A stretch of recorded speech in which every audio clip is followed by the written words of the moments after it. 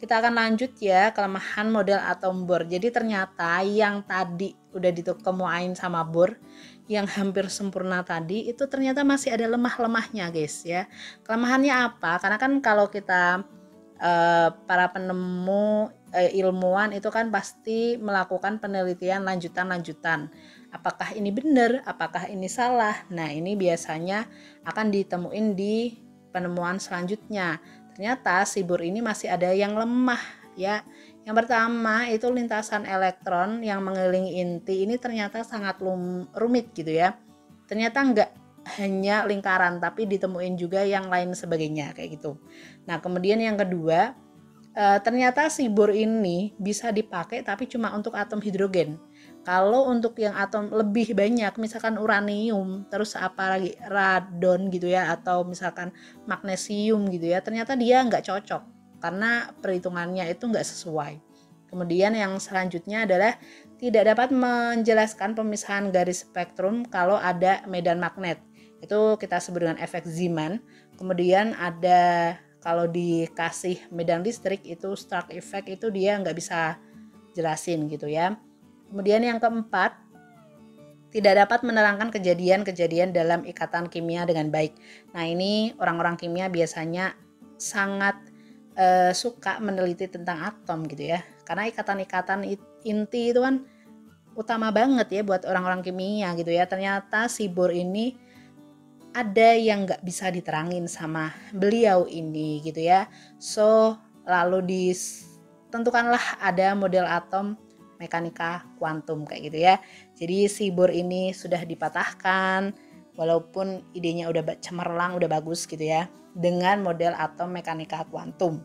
Nah, kalau dari keempat model sebelumnya itu nama orang semua gitu ya, yang ini nggak pakai nama orang, tetapi mekanika kuantum gitu ya. Kenapa?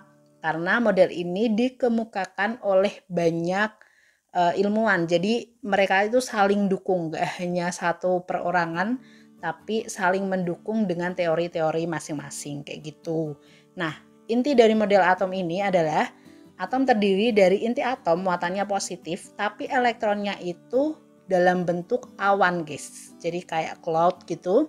Nah, daerah kebolehjadian ini ditentuin sama yang namanya orbital. Jadi elektron ini ada di orbital. Yang ada 4 orbital yaitu SPDF. Kalau kalian belajar kimia pasti udah kenal ya. Nah, di sini ada siapa aja sih yang nemuin, tapi sebelum itu kita ke bentuknya dulu ya. Jadi ini ada nukleus yang positif yang warnanya kayak orange itu, sama yang biru adalah cloud-nya elektron ya. Awan-awan elektron. Oke, ada yang pertama ada Schrödinger, ini yang paling masyhur ya. Dimana Schrödinger ini ngemukain tentang model atom mekanika kuantum ini berdasarkan teori dari Heisenberg, kemudian Bernoulli, kemudian Max Planck. Nah, ada juga Fermi, Chadwick, sama Einstein. Jadi sebenarnya mereka semua bersatu untuk membentuk model atom mekanika kuantum sampai yang dipercayai sekarang kayak gitu ya. Nah, di sini aku cuma ngasih sedikit aja tentang bilangan kuantum, karena sebenarnya kalau kalian mau lebih belajar, ini ada modelnya sendiri dan SPDF, kemudian bilangan kuantum yang akan kita pelajari ini ada 4 gitu ya. Bilangan kuantum utama kulitnya, kemudian azimut L-nya, magnetik M, dan spinnya S. Kalian pasti udah belajar di kimia, jadi aku nggak akan lebih lanjut ya untuk belajarnya. Cukup tahu aja di sini gitu ya. Oke, kita akan lanjut ke contoh soal, dimana ada mungkin 2 aja atau 3, nggak tahu ya.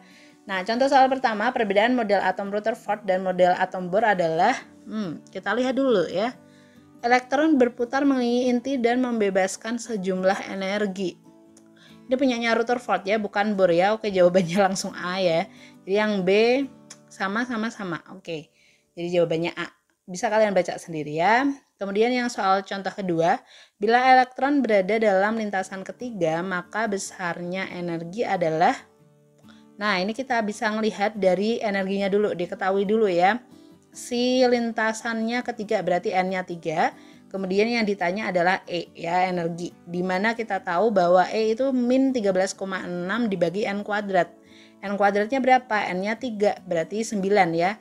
13,6 dibagi 9 ya, sekitar yang D lah. Oke, ini jawabannya yang D. Ini soal ketiga gitu ya.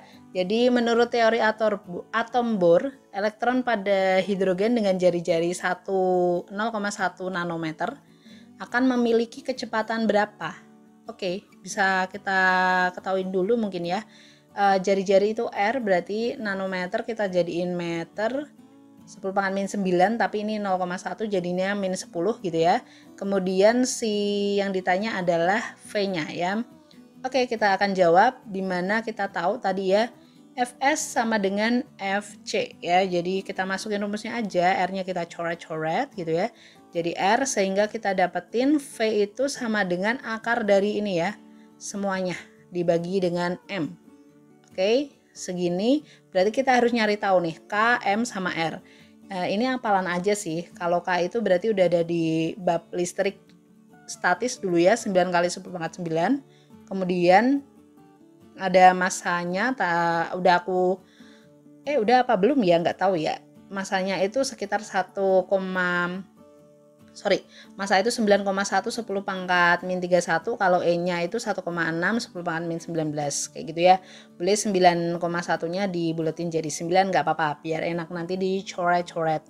Kita masukin langsung aja ya, sehingga kita dapetin gini kan, 9 sama 9 bisa dicoret. Nah, kemudian ini 9, ini dulu berarti 1,6 dikuadratin, terus 10-19 dikuadratin, berarti -38 ya. Aku ngitung pangkatnya dulu ya. -38 tambah 9 berarti 29. Oke, 29 minus ditambah 10 berarti 19. 19 sama plus 31 ya, -19 tambah 31. 12 ya, jadinya 1,6 dikuadratin kali 10⁻12. Nah, 1,6 dikuadratin di akar ya 1,6. 10⁻12 diakarin ya 10⁻6 berarti ya. 1,6 10⁻6. Oke, jawabannya adalah B. Yap.